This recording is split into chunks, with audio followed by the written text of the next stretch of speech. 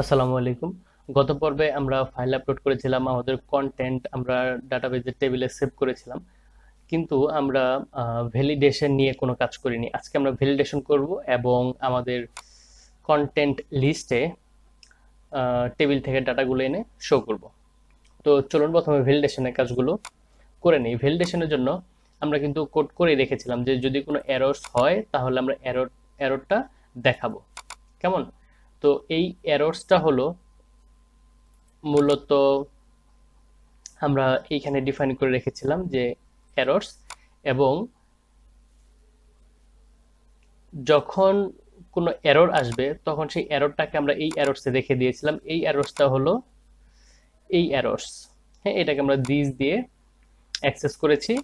যখন কোনো এরর আসবে তখন আমরা এই এরর্সের ভিতরে রাখবো, এবং এররটা আমরা যেহেতু পাস করব হলো আমাদের ইনপুট ফিল্ডের নামে, তো এরর্স ডট ইনপুট ফিল্ড এইভাবে দিলে আমরা ডাটাগুলো, আমাদের এররগুলো আমরা পেয়ে যাব। তো আসলে এটা ঠিকঠাক মতো কাজ করছে কিনা চলুন আমরা ভ্যালিডেশনের জন্য কাজ শুরু করে দিই, তাহলে এটা আমরা বুঝতে পারবো।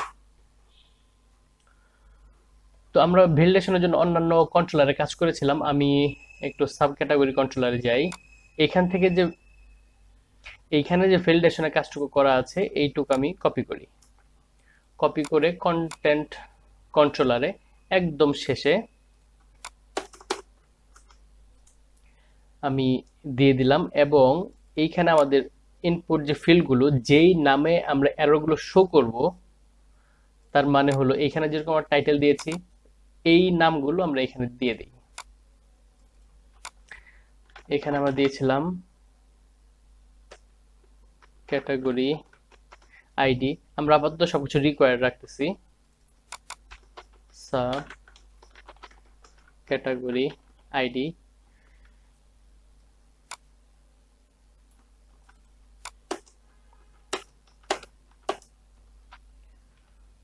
এটা হলো টাইটেল, এটা হলো ডেসক্রিপশন, এটা হলো ফাইল। ফাইলটা আমরা রিকোয়ার্ড রাখি নাই, ডেসক্রিপশনটাও আমরা রিকোয়ার্ড রাখি নাই, কারণ আমরা নালেবল রেখেছি। তো যে কেউ ডেসক্রিপশন ছাড়াও ফাইল আপলোড করতে পারবে। তাহলে আমাদের আরেকটা হলো যে আমাদের যেটা, ওইটাও আমরা নালেবল রেখেছি। যেহেতু নালেবল রেখেছি তাহলে ওইগুলোর জন্য আমাদের ভ্যালিডেশনের দরকার নেই। তো আপাতত এই তিনটা ফিল্ড আমি রিকোয়ার্ড দিয়ে রাখলাম, এবং এই মেথডটাকে আমি কল করব যখনই ডাটা সেভ করার জন্য স্টোর মেথডে আসবো। প্রথমেই আমি চেক দিয়ে নিব ভ্যালিডেশনটা। দিস একটা প্যারামিটার পাস করে দিব রিকোয়েস্ট। যদি ভ্যালিডেশন ঠিক থাকে দেন আমরা নিচের কাজগুলো এক্সিকিউট করব। যদি এরর হয় তাহলে তো আমাদের ফর্মে শো করার কথা। এখন যদি সব ঠিকঠাক থাকে আমি একটু চেক করে দেখি। এমটি অবস্থায় আমি ক্লিক দিচ্ছি হলো সাবমিট বাটনে। ওকে, দেখুন আমাদের এররগুলো কিন্তু দেখাচ্ছে। কেমন? This category ID field is required, sub category ID field is required, তারপর হলো দি title title field is required. আমরা যেগুলো দিয়েছি এবং ফর্ম কিন্তু মানে সাবমিট হয় নাই। হ্যাঁ, আমরা ডাটাবেজে গত টিউটোরিয়ালে যে দুইটা ডাটা দেখেছিলাম দুইটা ডাটাই আছে, বাট আমরা ফাইলের ভ্যালিডেশন কিভাবে দিব? ধরুন আপনি একটা ফাইল আপলোড করলেন যে যার সাইজ অনেক বড়, কিন্তু আমি চাচ্ছি যে 2 MB এর উপরে আমি ফাইল আপলোড করতে দিব না। এই ভ্যালিডেশনটা আমরা কিভাবে করব? তো চলুন এইটার ভ্যালিডেশনটা আমি দেখায় দিচ্ছি। তার জন্য অ্যাডে গিয়ে আমরা যখনই ফাইল আপলোড করব, মানে এইখানে যখনই ক্লিক করে কোন একটা ফাইল সিলেক্ট করব সাথে সাথে এই ভ্যালিডেশনটা দেখাবো।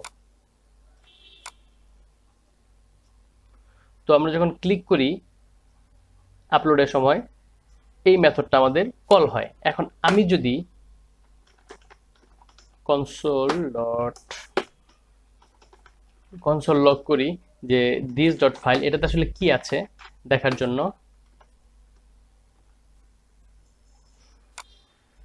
আমি একটু ইন্সপেক্ট ওপেন করি, কনসোলে যাই।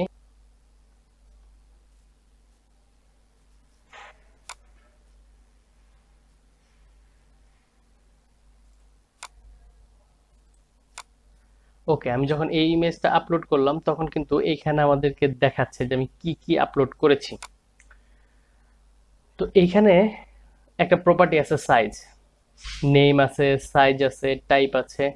তো এই সাইজটা দিয়েই আমি চেক করব, যেহেতু দিস ডট ফাইল এটার ভিতরে আমি এই প্রপার্টিগুলো পাচ্ছি, যে নেম, সাইজ। তো এই সাইজটা আমি চেক করব যে 2 MB থেকে বড় হলে আমি সাথে সাথে একটা মেসেজ দেখাই দিব। এখন এই ভ্যালিডেশনটার জন্য আমি একটা কাজ করি, মেগাবাইট টু বাইট কনভার্টার। আমরা এখানে একটু কনভার্সনটা দেখি যে 2 MBর জন্য আসলে কত ভ্যালিডেশন দেওয়া যায়। 2 কনভার্ট এত বাইট আমি নিয়ে নিব এবং এটা আমি চেক করব। যেহেতু এইখানে আমি এখন কন্ডিশন চেক করব, if this dot file dot size greater than এত, যদি এত থেকে বড় হয় তাহলে আমরা একটা সুইট অ্যালার্ট দেখাতে পারি। সুইট অ্যালার্টটা আমরা অন্যান্য ফর্মে যেটা ইউজ করেছিলাম আমরা সেটাই ইউজ করব। আমি একটু হ্যাঁ, অ্যাডে, আচ্ছা এই অ্যাডে সুইট অ্যালার্টের কথা মনে হলো, এইখানে এই কন্টেন্ট সাব ক্যাটাগরি এই টাইটেলটাও চেঞ্জ করে দিই, কন্টেন্ট অ্যাডেড সাকসেসফুলি। সুইট অ্যালার্টের জন্য আমি এই কোডটুকু না নিয়ে আমি নতুন একটা সুইট অ্যালার্ট নেই। এখান থেকে যদি সুইট অ্যালার্টে যাই, সুইট অ্যালার্ট 2,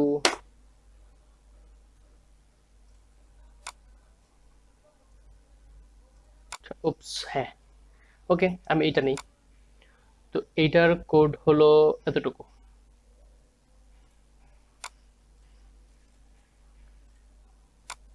এই কোডটুকু আমি নিয়ে নিই, হ্যাঁ।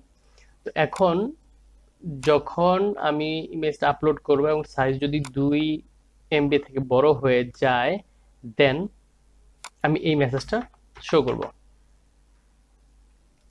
এখানে আমার ফুটার দরকার নেই, এখানে আমি দিয়ে দিলাম যে file is larger then 2 MB।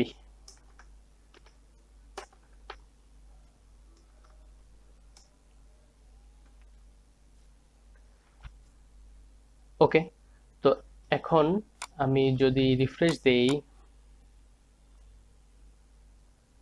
এবং একটা ফাইল যদি আপলোড করি, সাপোজ এটা যদি দেই,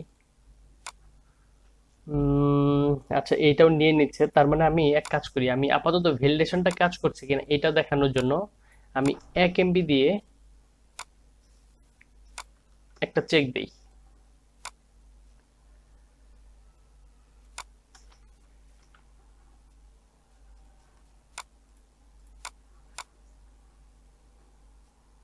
আপলোড করি,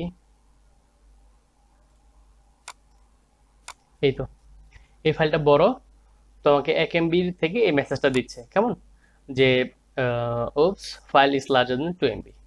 ওকে, তো ভ্যালিডেশন কিন্তু এখানে একটা হয়ে যাচ্ছে। তো এখন যেহেতু ফাইল আমরা ভ্যালিডেশনটা চেক দিয়ে দিচ্ছি, তো এখন এইখানে আমি আবার 2 MBর জন্য কোডটুকু লিখে রাখি, 2 MB কনভার্ট, যে 2 MB থেকে বেশি ফাইল, বড় কোনো ফাইল যদি আপলোড করতে চায় তাহলে আমরা এররটা দেখাবো, না হলে আমরা এরর দেখাবো না। তার মানে হলো যে আমরা এই মুহূর্তে আমাদের ফর্মে ভ্যালিডেশনটা মোটামুটি আমরা দেখিয়ে দিলাম। এখন ডাটা বেজের টেবিল থেকে, কন্টেন্ট টেবিল থেকে আমরা ডাটা এনে আমাদের কন্টেন্ট লিস্টে দেখাবো। তো তার জন্য কি করবো, আমরা অন্যান্য কন্ট্রোলার যে কাজটাই করেছি সেই কাজটাই করব। আমি ক্যাটাগরি কন্ট্রোলারে চলে যাই, ক্যাটাগরি কন্ট্রোলারে যে কোডটুকু আছে, তবে এইটা নেওয়ার আগে আরেকটা কাজ করতে হবে। আমরা কিন্তু এই কন্টেন্ট অ্যাডের জন্য আমরা অন্যান্য ফাইলের জন্য যে কাজগুলো করেছিলাম এখানেও সেম কাজটাই করব। তার জন্য যেতে হবে হলো resource,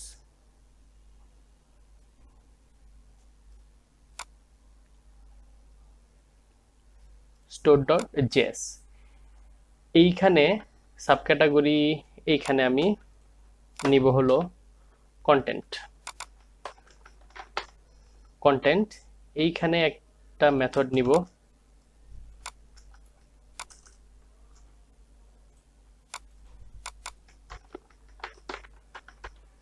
content list, content list.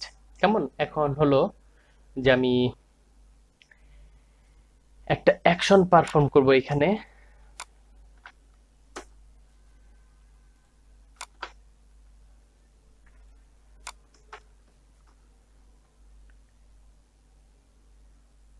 Gate content list, এটা হলো আমাদের রাউট।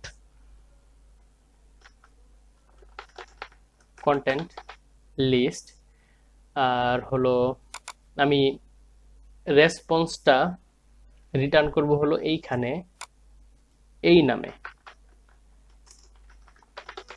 Content list. আমরা কন্ট্রোলার থেকে কন্টেন্ট লিস্ট এই নামে আমাদের রেসপন্স রিটার্ন করব এবং এটাকে আমরা কমিট করব হলো এই নামে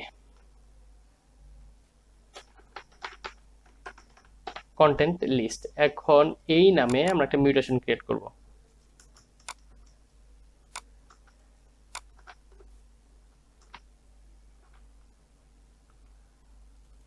কন্টেন্ট লিস্ট, এই তো প্যারামিটার হিসেবে রেসপন্স দিয়ে দিলাম স্টেট, এটা হবে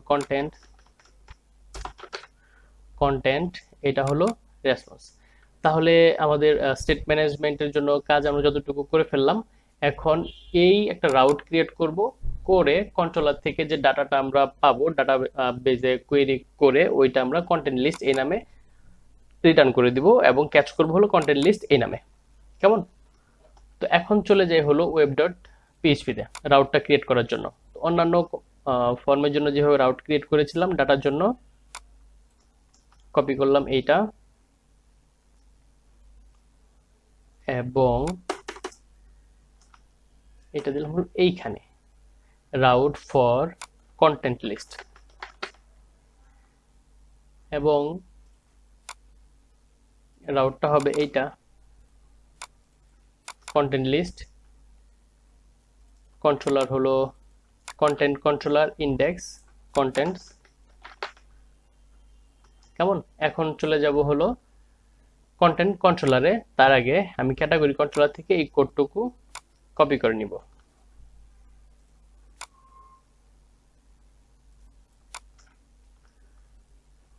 এবং এইখানে আমরা কন্টেন্ট লিস্ট এই নামে কন্ট্রোলার থেকে রেসপন্স পাঠাবো, আর এটা হবে কন্টেন্ট। তাহলে কন্টেন্টের ডাটা আমরা পেয়ে যাব এবং এটা আমি পাঠিয়ে দিলাম হলো অ্যাকশনে। এখন হলো যে আমাদের লিস্ট পেজে কাজ করতে হবে। তো আমরা আগের মতোই কাজ করব। সাপোজ আমি ক্যাটাগরির জন্য যে কাজটা করেছিলাম আমি অতটুকুই ফলো করি, তাহলেই হয়ে যাবে। এই মাউন্টেড এবং কম্পিউটেড এই দুইটা প্রপার্টি আমি নিয়ে নিলাম কন্টেন্ট লিস্টের ডাটা শো করার জন্য। তো আমি এগুলোকে কপি করি, জাস্ট মেথডটা চেঞ্জ করে দিব। গেট, এটা হবে হলো কন্টেন্ট লিস্ট,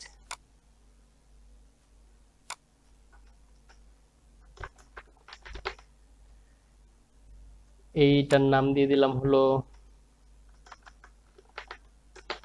কন্টেন্ট লিস্ট এবং নিয়ে আসবো হলো content list.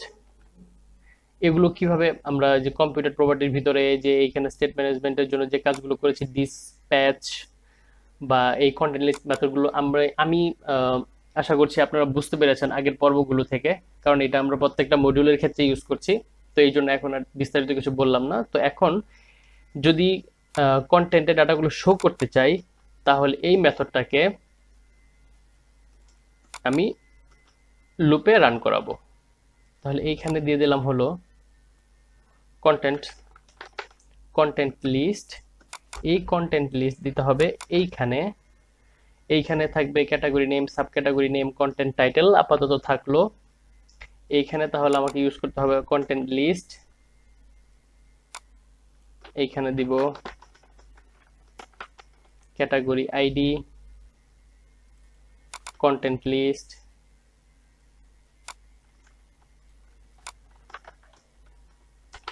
Sub category ID,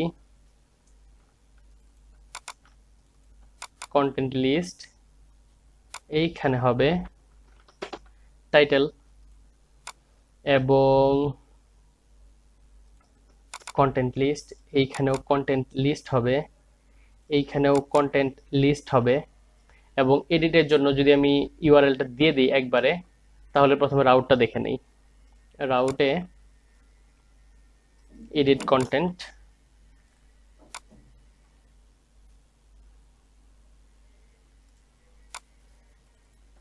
edit content, sub category delete. আমরা যখন ডিলিটের কাজ করব তখন আমরা মেথডের নামটা আমাদের মতো করে দিয়ে রাখবো।